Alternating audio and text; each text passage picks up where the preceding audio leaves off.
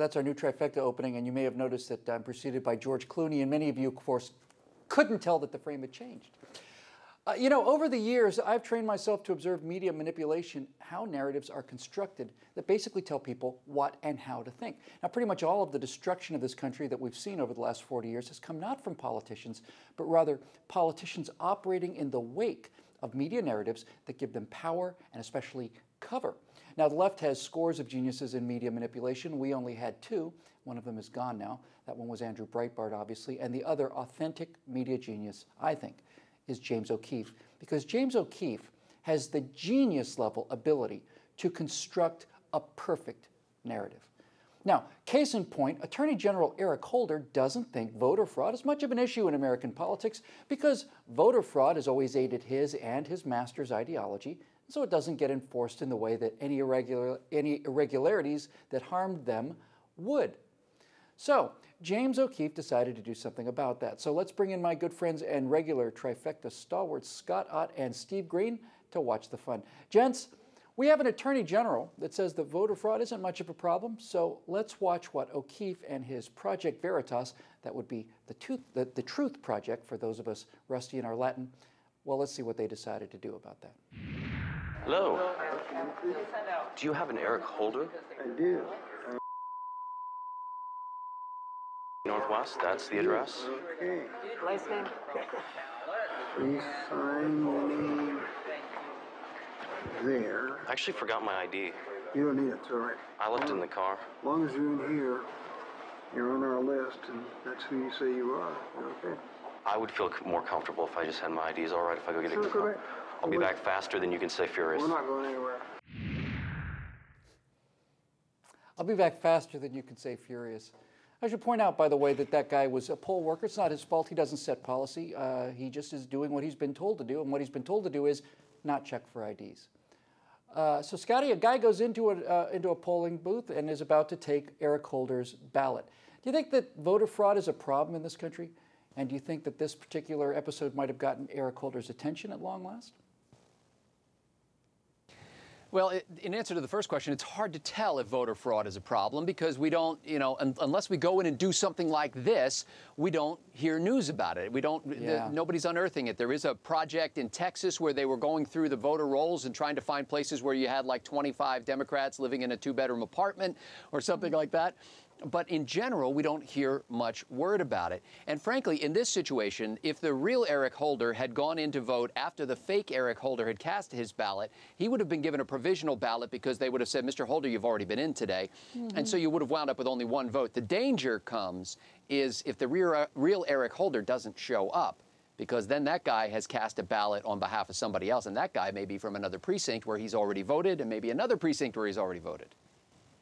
I think the danger's already here, Scotty. I mean, this guy walks in and gives a name, and he can vote. What they say, the Democratic motto is vote early and vote often. Steve, why is it, do you think, that the president, the attorney general, and damn near every Democrat in the country is against voter IDs, while damn near every conservative and Republican is for them? Well, it's because of racism, Bill. And believe it or not, I'm not trying to be ironic here and be funny about that. But I want you to think about this because this occurred to me.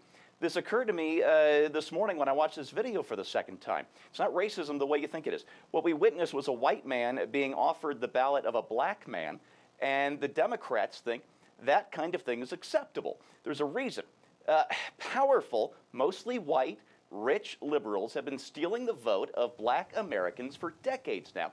They've done it through racial policies designed to keep black Americans dependent, to keep them out of the cultural mainstream. The deal being, we'll keep the benefits flowing if you'll keep giving us your ballots. You know, Jim Crow was pure evil, but it was practically a kindness in comparison to what the progressive left has done to black Americans. You're rather a naughty boy, Steve Green. Well said. Now, shifting focus from the crime to the man who tolerates rather than prosecutes the crime, Scotty, I believe, I mean this from the bottom of my heart, that Eric Holder is the most immoral, reprehensible, ideologically driven scoundrel to hold public office at least since Lincoln's Secretary of War Edwin Stanton, and maybe the worst ever. Thoughts?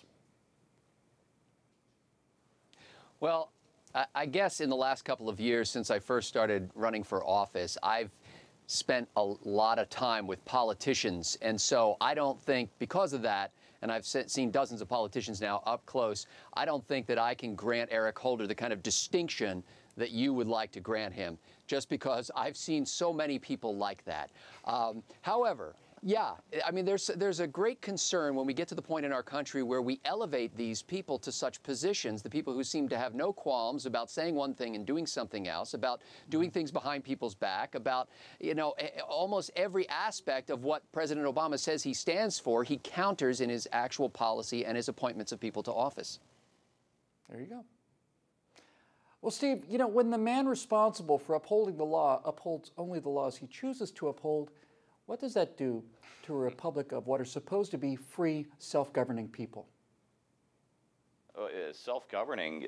Geez, Bill, we have a Senate that won't pass a budget. We've got this 2,700-page health care law, which nobody has read, and almost as many are able to understand.